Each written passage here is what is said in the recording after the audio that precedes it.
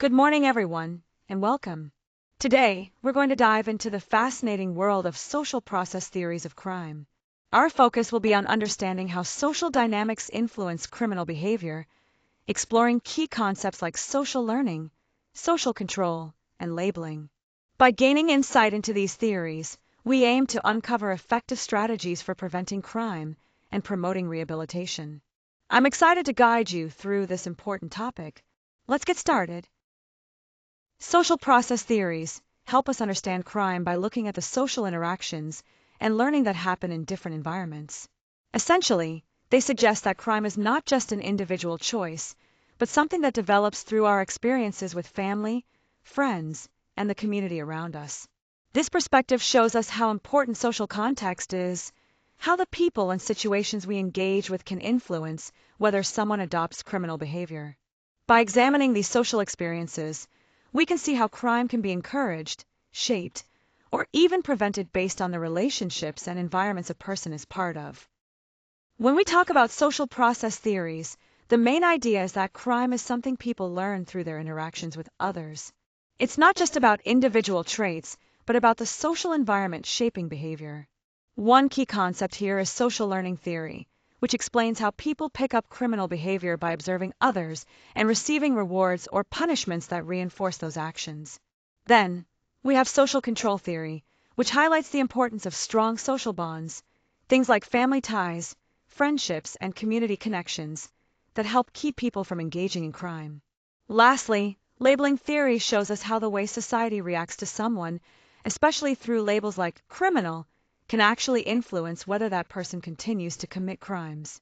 Together, these theories emphasize how relationships, peer influences, and societal responses play a huge role in whether someone turns to crime or not. Social learning theory explains that criminal behavior isn't something people are born with, but something they learn by watching and imitating others around them, especially their peers. This idea was developed by Albert Bandura and Ronald Akers, who emphasized how important it is to observe and model behavior. Essentially, people learn what is acceptable or unacceptable by seeing how others act and the consequences they face. Reinforcement, whether positive or negative, within social groups is key. If criminal behavior is rewarded or encouraged, individuals are more likely to continue it, whereas if it's punished or discouraged, they're less likely to engage in it. This theory really shows how the social environment shapes behavior over time. Social control theory was proposed by Travis Hershey and centers around the idea that crime happens when a person's connections to family, school, and community are weakened or severed. Essentially, strong social bonds serve as a kind of restraint, helping to prevent individuals from engaging in criminal behavior. The theory highlights 4 key elements that keep people conforming to societal norms: attachment, commitment, involvement, and belief.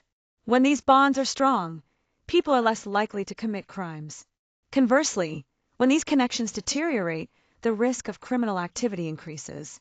So, the main takeaway here is that maintaining strong social ties plays a crucial role in reducing crime. Labeling theory centers on the idea that how society reacts to individuals, especially by labeling them as criminals, can actually encourage more deviant behavior. Key figures like Howard Becker and Edwin Lemert have been instrumental in developing this perspective. One of the most important concepts here is the stigma attached to the criminal label. This stigma doesn't just shame individuals, it often solidifies a criminal identity, making it more likely they'll continue down that path. Essentially, the theory emphasizes how social responses and reactions play a critical role in shaping a person's self-identity and behavior over time. Here, we see some of the major theorists who have significantly shaped our understanding of criminal behavior through different social perspectives. First, Albert Bandura and Ronald Akers developed social learning theory, which focuses on how people learn behaviors by observing others and through reinforcement. Essentially, they highlight how modeling and rewards or punishments influence whether someone adopts criminal actions. Next, Travis Hershey introduced social control theory, which emphasizes the importance of strong social bonds, like connections to family, school, and community, in preventing individuals from engaging in crime. Then, Howard Becker and Edwin Lemmer contributed to labeling theory, which explores how society's reactions and the stigma attached to being labeled as a criminal can actually impact a person's identity and potentially perpetuate deviant behavior. Together, these theorists provide us with a comprehensive view by examining distinct social processes that play a role in the development and persistence of criminal behavior. Here, we see some clear examples of how these theories work in real life. First, gang involvement is a classic case of social learning. When individuals are surrounded by peers who reinforce criminal behavior, it becomes more likely they'll engage in those acts themselves. The influence and rewards within the group strengthen those behaviors over time. On the other hand, strong family and community ties play a crucial role in social control. When people feel connected to positive influences and believe in the values of their group, they're more likely to conform to social norms and avoid crime. It's this sense of belonging and support that acts as a protective factor. Finally, the juvenile justice system can sometimes contribute to the problem through labeling. When young people are officially labeled as delinquent, it can reinforce that identity and push them toward further offending. This illustrates how labels and societal reactions can impact future behavior, often making it harder to break free from the cycle of crime. When we look at rehabilitation through the lens of social process theories, the focus shifts to changing the social environments around individuals and building stronger, positive relationships. This approach emphasizes that behavior is deeply influenced by the social context, so improvement comes from fostering supportive connections. Community programs play a crucial role here by creating spaces that encourage healthy social interaction, helping individuals feel connected and valued. Equally important are efforts to strengthen family bonds and support networks, since these relationships provide stability and encouragement during rehabilitation. Finally, reducing stigmatization and labeling within the justice system is essential. By addressing these social barriers, we can help individuals avoid being defined by their past and instead support their successful reintegration into society. These combined efforts aim to tackle the social roots of criminal behavior and promote lasting positive change. When we look at these theories critically, one major point is that they often put too much emphasis on environmental and social factors. While these are certainly important, sometimes they overlook the role of individual personality traits, which can also significantly influence behavior. Another challenge lies in measurement. Concepts like social bonds, learning processes, and societal reactions are complex and not easy to quantify reliably. This makes testing and validating these theories more difficult. Labeling theory, in particular, has its own limitations.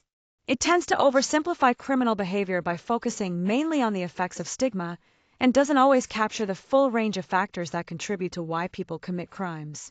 Finally, it's crucial to acknowledge these limitations.